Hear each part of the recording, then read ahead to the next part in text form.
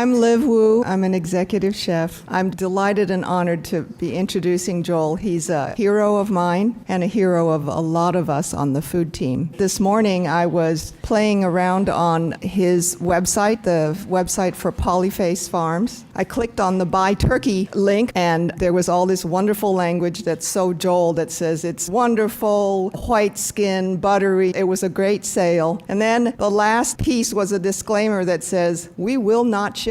We don't ship. Please go to your local farmer and buy your turkey there. And not only that, we suggest you go and visit the farm before you buy the turkey. And I just went, you may try to drive an electric car or a hybrid car, but in fact, what you eat and how that food is produced is contributing as much as, if not more than, the car you drive to our environmental footprint. And just with that, I will give the floor to Joel.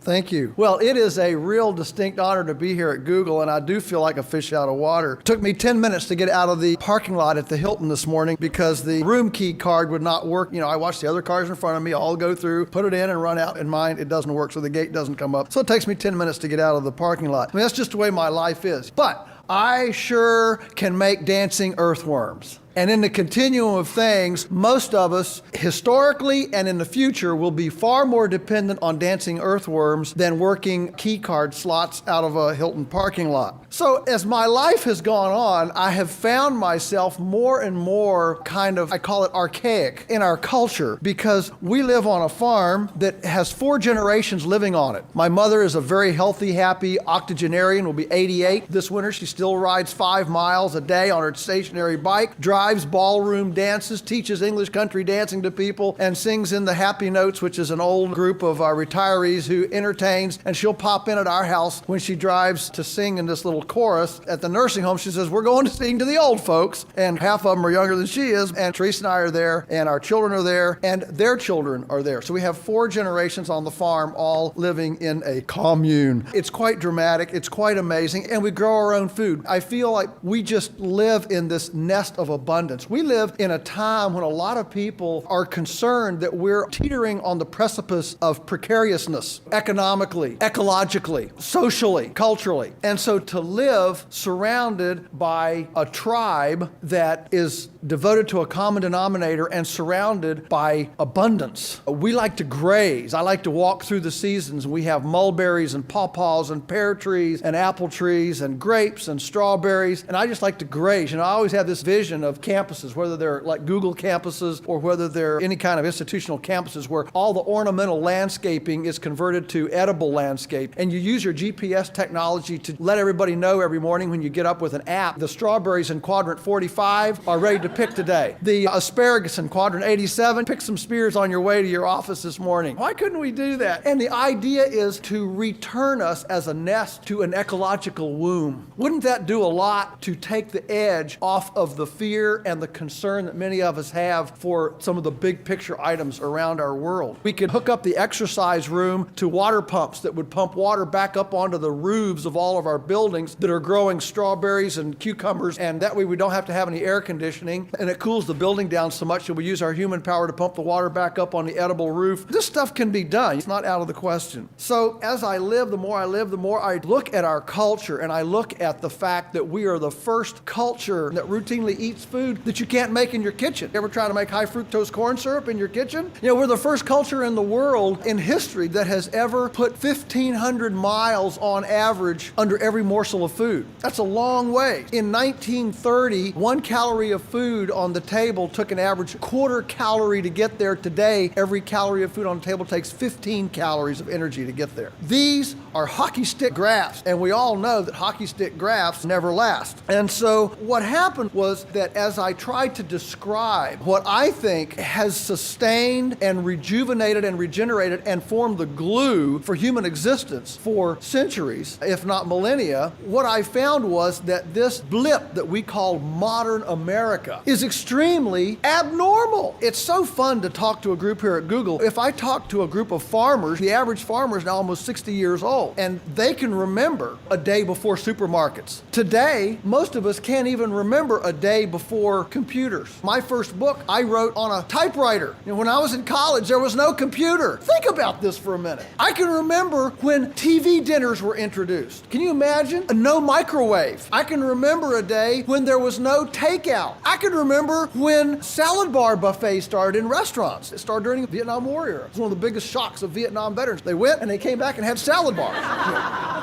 These are new in our culture. When I was a kid, if you wanted to stay warm in the wintertime, you don't have to worry about this in California, but where we are, if you wanted to stay warm in the wintertime, you had to get some heat in your house. So we would cut wood. We had wood stoves and we would cut wood. And my wife has inherited her grandmother's majestic wood cook stove that when she and granddaddy went to housekeeping in 1929, that was state-of-the-art technology. This majestic wood cook stove that you put little kindling in on the side and had your hot water bath. That's where your dishwater got hot. It kept hot water there all the time. You see all the old westerns, the baby's getting ready to come and the doctor says, boil water. Well, the water was always there. It was always ready. That was new technology at that time. So I just started mentioning this as I would describe these numerous things that we've come to today with supermarkets, with computers, with the technology, iPhones and iPads and Google, that this represents an abnormal blip in human history. And so what is this glue that is normal in civilization? Things that I think have been interesting, and they're in the book. Folks, this ain't normal. It describes what I consider to be abnormalities in our system. You see, I want to talk about animals for a minute, because animals are much maligned in our culture. What we've done in our culture, as we have Bambiited and Disneyfied our culture, we ascribe anthropomorphistic humanism to animals. And so we have an animal rights movement that has eliminated wearing fur. When I was a kid, teenagers would actually get their spending money by trapping foxes and mink and beavers and stuff. I mean, I'm not that old. I remember very well old timers saying back in the 20s and 30s when I was a boy, these are people that are old enough to be my dad, in a community, this is how teens got money to go to the movies or get their first automobile or whatever. And fox skins brought $50 a piece. Today, they're less than $1, so nobody traps. We've extracted humans out of nature. And so what was the role of animals historically? Let's talk about chickens. Well, historically, they didn't have garbage trucks and landfills and enough excess food to just throw it away. So chickens were a garbage disposal salvage operation in the homestead and the farmstead. That's what chickens were. And that's one reason why chickens were a luxury, because there was no grain. Now let me talk about grain for a minute, because our culture, when you think farm, you tend to think grain. That's what we think in our culture. In fact, we subsidize the U.S. budget. U.S. Don't look at me like you don't get this. Subsidizes 6 types of annual grain production. But in a day before cheap energy and machinery, if you wanted to plow a field to grow corn or barley or wheat, you had to walk all day behind an ox or a yak or a mule or a horse with a sharp stick, and it was arduous work. And at the end of the day, you look back and maybe an area the size of this room, you actually got kind of torn up a little bit. And then you could go back and you could hand broadcast seeds, and those seeds would grow, and then you had to hand weed those, keep the weeds out of them. And then whatever grew, you could actually go in with a scythe and scythe it down and then put it in a shock so it could dry, and it actually ferments just a little bit because of the uneven moisture drying of the stalk. And that's one reason why people now have so much gluten intolerance, because we're harvesting it so fast and drying it so fast. There's no tiny amount of fermentation that occurs in the grain to change the enzymes to digestible enzymes in the grain crop. So you put it in a shock, and then you took it into a hard floor, maybe wooden planks or beaten lime or rock or clay that you'd pounded real hard, anyway, a hard surface, and then you beat it, all right, with a flail, and then you would winnow it, throw it up, and the breeze would blow through it and drive the chaff and the husks away. And at the end of the day, you look down and, oh, okay, now I've got some barley, and you carefully sweep that up and put it in something that you could store it away from rats and mice in a day before sheet metal, before mesh metal, in a clay pot somewhere, and hopefully that would last you until until the next year's harvest. Folks, there wasn't enough grain left over to feed animals. That's why in the Bible in Hosea, the prophet talks about a harlot being sold for 9.5 ephahs of barley. It's not because harlots were cheap, it's because barley was expensive. I'm trying to help us to understand here that this idea of cheap grain fundamentally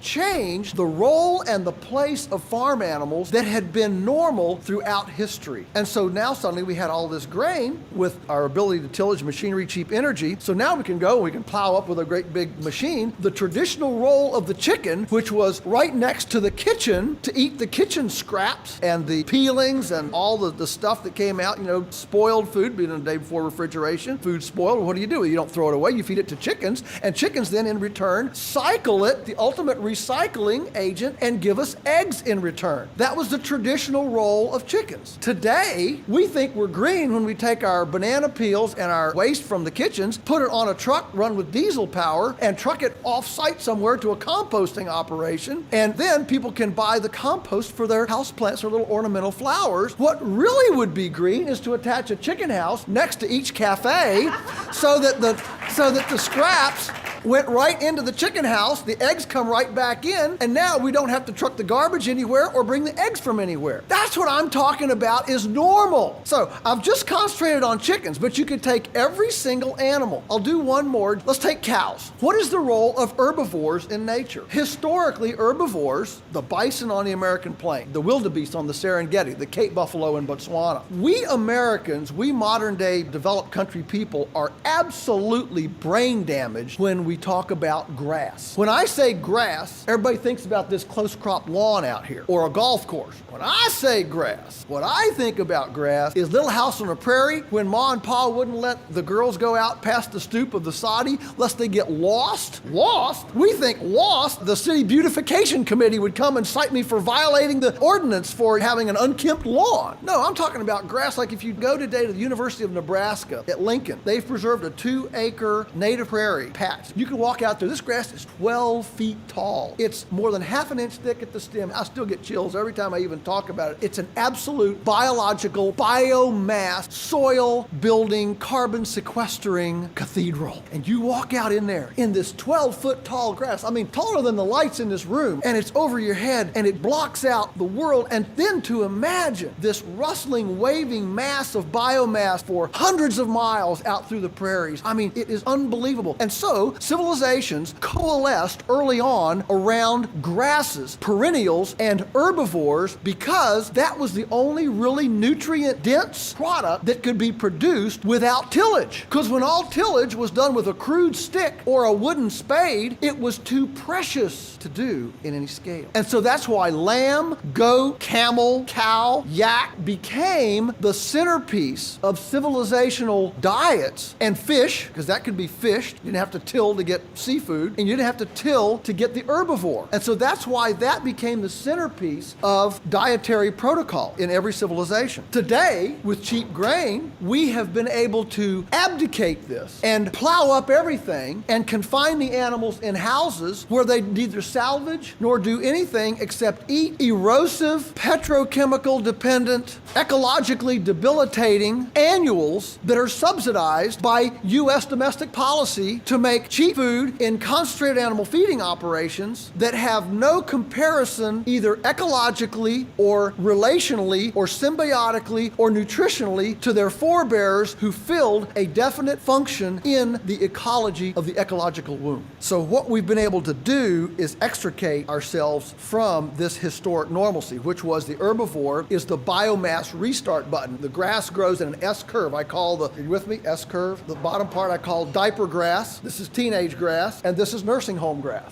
Well, if my job is to take solar energy and metabolize it into decomposable biomass, carbon sequestering biomass, where of those three stages do I want grass more often than not? Teenage, not nursing home into senescence, and not diaper into trying to toddle, but teenage. And so if the grass is allowed to just grow and get old and die, it shuts down the photosynthetic thing, and if it stays very diaperish, it can never really kick into high gear. And so the herbivore was nature's way, before mowing machines and before cheap energy, was nature's way of pruning the biomass to restart the rapid biomass accumulation. An herbivore is an ecological biomass accumulation restart button. That's the role of herbivores in nature. And when we go to grass-finished beef, grass-finished lamb, we reaffirm that normal role of the herbivore ecology in nature. We're the first culture that views children as liabilities instead of assets. All cultures in history viewed children as a blessing. Today, we talk about the cost of raising a child. This is the first generation in which the average child has not had domestic chores. Kids used to grow up weeding the garden, picking beans, helping can applesauce, helping to cook. Today, we call that child abuse. And I would suggest, and I know I'm speaking into the heart of our electronic plugged-in techno-glitzy world. I'm doing a dance here with you, all right? And I'm not a Luddite, and I love technology. I love microchip electric fencing and energizers and UV-stabilized canvases and nursery shade cloths and polyethylene black plastic pipe and stainless steel and refrigeration, and there's a lot of cool things we've got today. But I want to tell you something. Human self-actualization, human self-affirmation, I think, is actually encouraged and stimulated when we viscerally participate in the physical elements of life. And there is no comparison with looking back at the end of the day and seeing gleaming jars of fresh-made canned salsa sitting on the shelf that you've picked the tomatoes and you've sliced and diced and you've smelled it and you've been viscerally involved, touching, smelling, shaping, moving it, and preserving it for the future. There's nothing that compares with the sight and the ability to participate and have a visceral relationship with that production on the shelf compared to being the top performer in the latest video game. One is just cyber, and we see it in our interns. We've had interns come out of Dilbert cubicle type of situations, and they get there and they describe with trembling lips and deep emotion that for the first time they were able to build something that they could touch, sense, feel, and hear the voices of their team members in person. Powerful self-actualization. And finally, we're the first culture that has devoted so much time and energy to a national food police. You know about food police? We call them the food safety people. I call them the food police, who for the first time in human history have told a culture that it's perfectly safe to eat Mountain Dew, Twinkies, and Cocoa Puffs. But that raw milk, compost-grown tomatoes, and Aunt Matilda's pickles, now that's deadly. I want to end with a thought about food innovation, because folks, what has become normal in our culture, I'm suggesting, DiGiorno's frozen pizza, concentrated animal feeding operations, farms with no trespassing signs, food production models that you have to walk through sheep dip and put on a hazardous material suit to go visit. It's not food worth eating, and it's created a toxic landscape. Just try living downriver from a concentrated animal feeding operation or from a monospeciated spraying operation in the San Joaquin Valley. We know about this. There are many of us who believe that much of our pathogenicity, our type 2 diabetes, the fact that the U.S. leads the world in the 5 chronic debilitating diseases of cancer and diabetes and these things, there's a reason why there's a connection here, because we lead the world in creating an abnormal food system. Now, if we're going to return our food system and our landscape policy to a more normal, sustainable, regenerative system, I would suggest that it was going to require the same kind of innovation that Google enjoys today, bringing innovation to the world. How does innovation happen? It happens in embryonic prototypes. The beginning of Google is not a 15,000 person campus in California. The beginning of Google is a couple wild ideas with lunatics sitting on their little computers, fooling around with stuff and dreaming and thinking, but starting small. And so what we've got right now is a desperate need in our food system to free up the innovators at the bottom, farmers like us, that are returning with high-tech, techno-glitzy stuff like electric fencing and four-wheel drive diesel tractors with front-end loaders and chipper shredders and large-scale composting and all that kind of stuff, but taking that heritage normal biological cycling with a healthy dose of appropriate technology, marrying the two together and coming with an innovative antidote to the problems we face in our ecology and our food system. And we have to be able to start from the tailgate of a pickup truck. truck, from an innovative kitchen in our homes. We have to be able to start there to access our neighborhoods and our communities with innovative antidotes to what Walmart and Costco are offering us. So that's just as much as I'll say. You can ask more questions about the food police, but it is absolutely an innovation thread that runs through everything, and that's why innovation always occurs in the economic sectors of least governmental penetration. And that's why government regulation is stifling true innovation and antidotes to the problems of society. I think I'd like to stop right there. That gives you a few little tidbits of some of the things that are in this book. Folks, this ain't normal. When you look at the result of having a Manhattan Project for ammunition, but not having a Manhattan Project for compost, you will get this wonderful epiphany that you understand some of the things that you've heard about elitism and we can't feed the world, and these kind of things will be set in their cultural context as we carry the past into the future, because my belief is that the chances are the next 100 years we will need to return to a more localized, truly solar-driven, carbon cycling, biomimicked kind of existence than we have learned to enjoy in the last 50 years as we have abdicated historical normalcy in our civilization. Questions?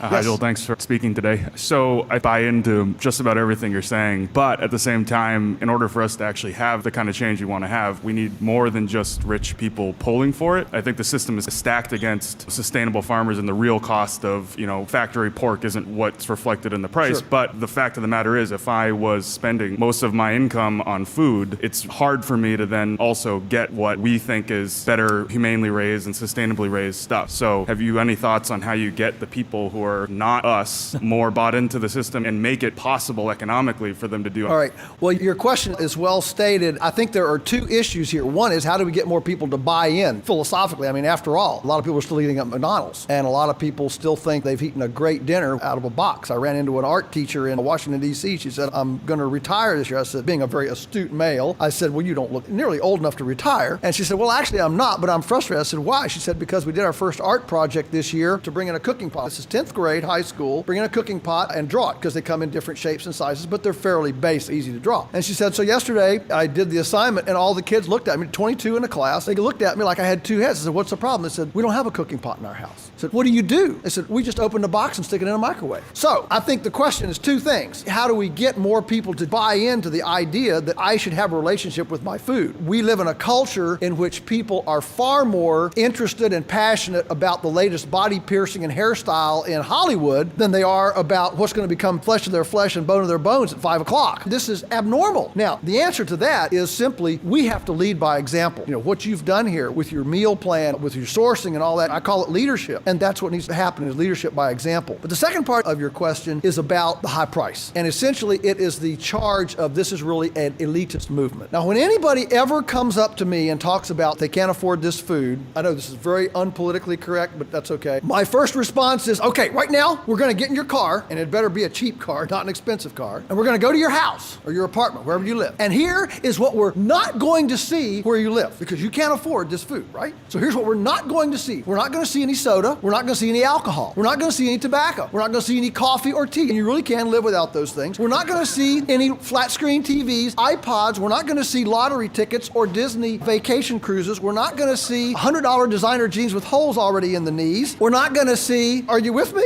Yeah. Okay, here's the thing. The fact is, very few people have no choice about how to spend their money. And I would say that instead of us sitting here today, picking the lint out of our belly button, stewing over how to deal with maybe the 2% who really have a problem, let's instead look around and say, well, all of us that can, what's my problem? What's my excuse? And the fact is that if the 98% of the people who could do something would do it, it would so fundamentally change the fringes that the argument would change in a way that we can't even imagine. It's like people with a 4-acre suburban lawn coming together at their garden club meeting and stewing about the 4-child single mom in Harlem that can't grow a garden. Well, why don't all you people grow a garden? We got 35 million acres of lawn in this country, 36 million acres growing food and housing recreational horses. That's 71 million acres. That's enough to feed the whole country without a single farm. So the point is, everyone who can should, and if everyone who could would, it would so fundamentally change the parameters of the argument that we can't even imagine the innovation that would punch out the other side. And if it became more normal again, a lot of things would happen, economies of scale, regular things that happen when something becomes more normal. Next question. I'm from the big island of Hawaii. I have a farm and a community there. We integrate chickens, we make biochar, we generate our own inputs. Anyhow, ultimately, like many people in agriculturally sustainable parts of the world, it's not economically sustainable. We weren't able to build a house for our growing family. So, like many, many families, one of us has to leave and go to the city or Google in my case and wash cars with rich people or be a software engineer and send the money home to the farm. This is common. It's tragic in a way. I would love to be there with my chickens and my grass and everything. But could you say some words about the people who have to leave the farms to make it work? Because the system is stacked against doing it the right way. Well, if you would like me to, I can say, bless you, my son. Thank you. Amen. But look, we haven't gotten where we are overnight, and we won't get out of it overnight. And as you know, all innovation requires disturbance. We know that. All succession, all freshening up, whether it's for ideas, technology, policy, it all requires disturbance. And so what you're going through in your life right now is the disturbance of an innovative idea that you have brought to your home, your family. Chances are you didn't grow up on a farm. Chances are you have this green bug in your genes somewhere, and you have this thing that is wanting you to move forward that way. And a lot of people do. A lot of people really want to do something with their hands as a craftsman or an artisan. And I think our culture has failed the blue-collar craftsmanship of our age by worshiping just intellectual, academic, cerebral pursuits without appreciating the balancing groundedness that calluses and not to mention immunofunction occurs when we assault our immunological function with exercise, with calluses and splinters and dirt under our fingernails or grease or whatever. And so what you see then are so many people with physical, visceral hobbies, whether it's building sailboats or gardening or doing something. We've got people learning to cut meat in big cities. You know, it used to be Tupperware parties, now there's meat cutting parties. Why? Because people want to get in there and touch it and sense it. And in a place like this, you see it very acutely. But at the end of the day, what you're trying to do is leave a legacy that has moved us innovatively in some direction. And maybe you won't accomplish it completely even in your lifetime. In fact, I've heard if a vision can be accomplished in your lifetime, it's too small. And remember that anything worth doing is worth doing poorly first. We come to adulthood, we're children and we're willing to experiment with things, and we come to adulthood and we become paralyzed with analysis and fear because we can hear grandma over our shoulder, if it's worth doing, it's worth doing right. And the fact is, nobody does it right the first time. Nobody. It would be equivalent to going to a family shindig and here's the little toddler, and the first time Janie tries to stand up, she gets up on a chair and she looks around wide-eyed and everybody goes, oh, look here, Janie's starting to stand. And she gets this big grin. All of a sudden she loses her grip on the chair, falls down on her diaper, and all the adults gather around and say, well, Janie, if you can't walk any better than that, just quit. We don't do that, do we? We say, oh, wow, you know, she's doing. And the fact is, all of us toddle first. And so if it's worth doing poorly first, and just be encouraged by that and just keep going after it. So Kevin's question was more or less, there's a lot of people out there who can't afford to eat well. And your answer was, well, they can't afford to eat well. They just choose not to. So how do you change the mindset and convince them that it's something that's worth doing? And then I have a second question, which is, if you were king for a day and could change 3 policies or behaviors or do 3 things to fix the U.S. food system, what 3 things would those be? Oh, my. Well, boy, you moved this question. Okay, we'll go to your king for a day one. I do believe that it is a mindset. I did a class for a college. It was a real elite girls' private college on global food issues. The professor of global food issues wanted me to come and be a guest lecturer. I said, let's do something different. I said, get us a classroom with a cooking range. I said, you go and get some salsa and some good local artisanal cheese. I'll bring some apple juice from my neighbor's apple orchard. I'll bring some eggs, bring some skillets. So we went in there and I did omelets for these college students, 60-second omelets. And we had this salsa, we had this cheese, we had this apple juice to die for, cold pressed, got an inch of sediment in the bottom. We did these wonderful omelets for $1.50 a plate in 2 minutes per. So I asked the students, because college students are always forlorn, no money, no time, blah, blah, blah. I said, so how many of you watched a movie this week? All of them. How many of you put any money in a vending machine this week? All of them, okay? See, we live in a culture that's all about victimhood. Victims, victims, victims. I mean, and we're hardwired to remember what stops us, not what makes us go. That's why we call them stoplights and not go lights. Okay? So we dwell on the negative. And so, the positive part of the question, if I were king for the day, what couple of policies would I do to really move this forward? Whew, that is a big one. The first one I would do is to eliminate all farm subsidies. And there are a lot of things that aren't overt farm subsidies. They're kind of sweetheart deals. Things that, for example, make it cheaper to bring a container load of apples from China than pick apples from our own trees because of all the laws regarding that. I would certainly eliminate all the subsidies. The second thing that I would do is I would amend the Constitution with a food emancipation proclamation. And I would grant every citizen of the United States, I'm dead serious about this, I would grant every citizen of America the right to food freedom of choice. We do not have that in our culture. And the Food and Drug Administration now, in response to several suits filed by the Farm to Consumer Legal Defense Fund, which I call the NRA of food choice in our country, and everybody should join it because I want it to be as big as the NRA. You see, we've been granted the freedom to own guns, worship, assemble, speak. Well, what good is it to have those freedoms if you don't have the freedom to choose the fuel to feed your 3 trillion member internal community of beings that fuels you to go shoot, pray, and preach? The only reason that our founders did not give us the freedom of food choice is because they couldn't have imagined a day in which you couldn't buy raw milk from your neighbor. And California has now incarcerated these 3 folks down in Los Angeles for having the audacity to take their herd share goat milk from their own animals off the farm and drink it in their own homes with their own families. Now, folks, this is tyranny. And we're supposedly fighting tyranny around the world with our military while our own USDA food police send SWAT teams out to farmers and confiscate food out of domestic freezers to keep families from being able to eat foods of their choice. So I would emancipate food from its enslavement by Monsanto's agenda. And anyone who thinks Monsanto is your friend, think again. We have trespass law in this country. If I came to your house or your yard and dumped a bunch of garbage in your lawn that you didn't want, the prosecuting attorney would come after me for trespass violations. But Monsanto can go and dump promiscuous pollen. Those are interesting words. Promiscuous pollen that runs rampant around the community, creating sexual orgies in my plants with life forms of garbage that I don't want. And our country, our own president, our Democratic president thinks that I should have to pay Monsanto a royalty for the privilege of their promiscuous pollen. This ain't normal. So I would absolutely say, you know what? You own you. And you can word it however you want to. But I would say every person, if you want to take responsibility for your own personhood and your own 3 trillion member internal community of beings, you can do it. And now, I will not be picketing McDonald's. I will not be picketing the World Trade Organization talks. I'll not be picketing Monsanto. What I want is to let we Native Americans who honor heritage indigenous foods to be able to eat it and for you to be able to buy it. And if we did that, folks, if we did that, you would see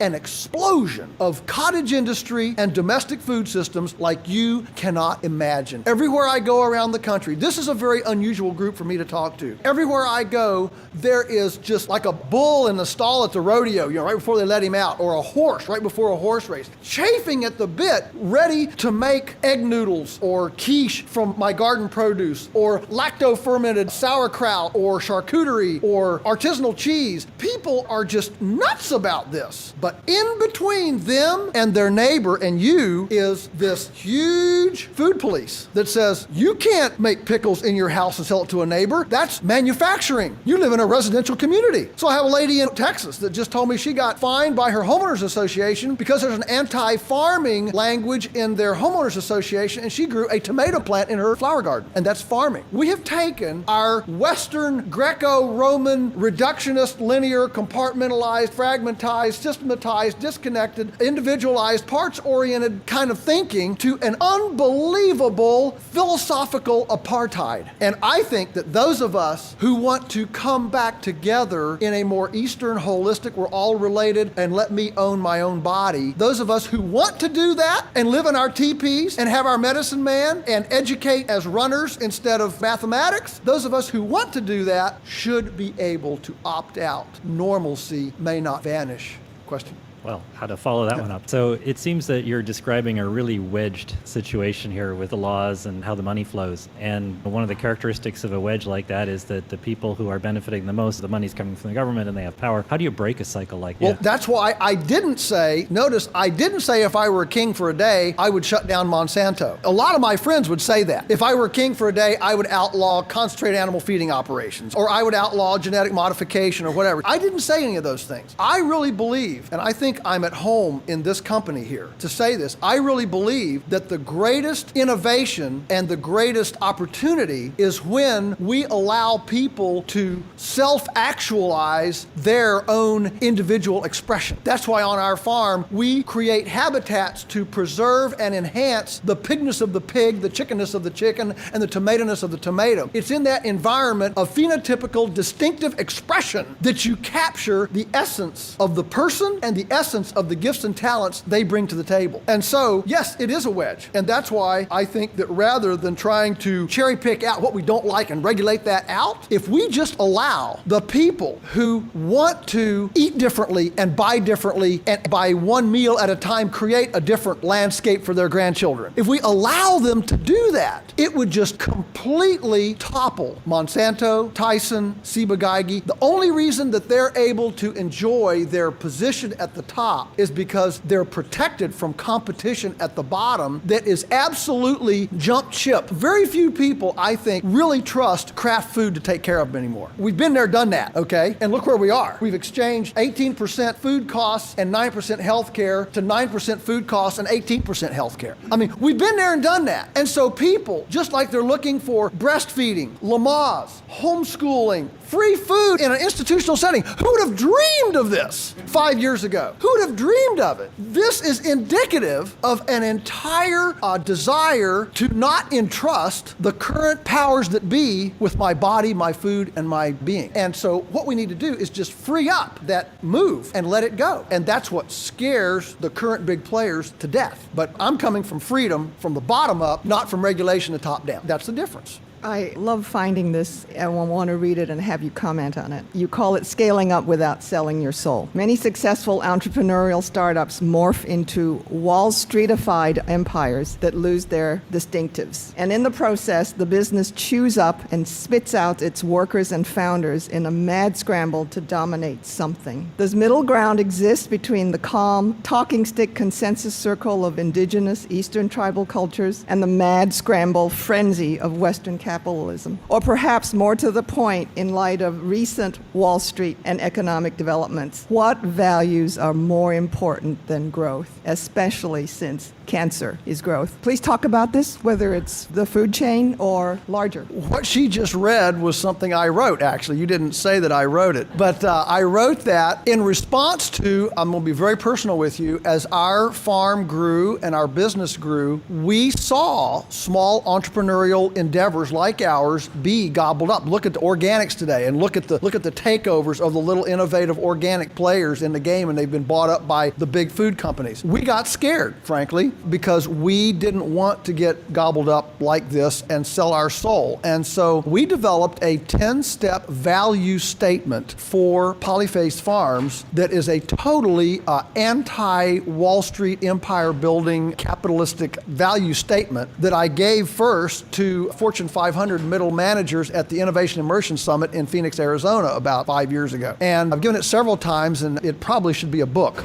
But as we looked at what is it that defines us as opposed to a typical global Wall Street type capitalistic corporation, there were distinctives that came about. And I won't give them all 10 to you, but I'll give you a few. The first one was we resolved ourselves that we would never have a sales target, no sales target. We don't measure success by sales. As soon as you start measuring success by sales, or you create quotas, or you say we want to be at this stage by such and such a date, this many customers or this many sales, as soon as you do that, you begin looking at people as commodities to buy, sell, and trade in my scramble to the top of the heap. Notches in my hatchet. And so we want sales to be an organic, almost a serendipitous outgrowth of quality and service. And so we don't assume, this brings me to my second, the segue. The second one is we will never advertise. All growth, if it's going to be, has to come from satisfied word of mouth. Now, it's fascinating to me that even the companies that spend $2 million for a 30-second Super Bowl ad still get 70% of their customers, according to business journals, by satisfied customers, word of mouth. It still works. So we don't assume if sales drop off, we don't assume, well, we're not spending enough on advertising. We assume that we must not be giving the quality or the service or whatever. What this does, instead of immediately making us look outside, it makes us look inside. And we think that's healthy for the organism. Another one is that we will never patent or copyright. Whoa, talk about anti-Wall Street. Here's the deal. We want to be lean and mean. And if we never patent anything, then that means we have to stay lean and mean to stay one head against the copiers. And if we can't stay one stride ahead of the copiers, then we don't deserve to be in charge. Because really, all these ideas are just gifts. And I know that's a real big one. The idea here is that innovation really, in a lot of ways, is very much a stroke of blessing, genius, and epiphany. And so the innovators should be sharp enough to stay a little bit ahead of the copycatters. So those are just 3, but there are 10 of these that we have identified. One is defining our market. We won't deliver more than 4 hours away from the farm because 4 hours out and 4 hours back is about as much as one person can drive in one day, which creates an ability for transparency. We don't want to ship anywhere. We want people to come to the farm. We have a 24/7, 365, open door, unannounced policy. Instead of a no trespassing sign, we want to put up a sign that says trespassers will be impressed. And that's our commitment to transparency. We're not concerned about copycatters. We're not concerned about diseases because our animals have an immune system. We want people to come and viscerally participate in this so that when we sit down to dine, to this intimate experience of dining, there is a partner we've danced with prior to the meal, and that creates integrity. One more and we're over. Thank you, Joel, for everything Yes. you do. You mentioned the power of word of mouth, Yes. and that's definitely something we're working on here at Google. We've announced some things that are coming along those lines. I think you would find some people in this room and in this company that would be very willing to help you get your message out. Given your difficulty with the swipe card at the hotel this morning, is there anything we can do as individuals or as a company to help you get that message out? Wow, thank you. Well, for one, that's one reason I like to write, to get this kind of thinking penetrated into our culture. When you say you want to help, you have a great big voice here. To bring balance individually in your ripple of influence, you can add things to the pot, whether it's how you eat, where you recreate, what you value as an individual, and then as a corporation. There are certainly things that you could do, like you're doing, more of the same, and continuing to use your purchasing power. I'm hearing about buying whole animals. That's a big deal. Cafes have to work together. This one wants T-bones and this one does meatloaf, okay? So you get together and you use the whole animal, and you use some blemished fruit, and you use some blemished tomatoes. Maybe Google could start a cannery here, have some canning classes, and take this one step further in domestic food preparation to stimulate domestic culinary arts. Because ultimately, this big change is not going to occur just with the farmers and just with the food preparers or chefs or processors. It ultimately has to penetrate to the way we live so that our homes, rather than just being a pit stop between everything that's important in life out there, actually become the epicenter of our values, our lives, and our economic commerce, that we domesticate our values. That is something that all of us can work on. That's something I'm sure that Google can continue to work on, ways to take this information economy and move it to the next step, which is the regenerative economy. That's the next step we've got to go. We've been the agrarian, we've been the industrial, we've been information. Now we've got to move on into the regenerational economy. Okay, everybody, thank you for letting me visit with you. Now may all of your carrots grow long and straight. May your radishes be large and not pithy. May your drip irrigation never spring a leak. May your kitchens be places of aesthetic, aromatic, romantic sensuality. And may we all commit ourselves to making a world better than we inherited. Blessings on all of you. Thank you so much.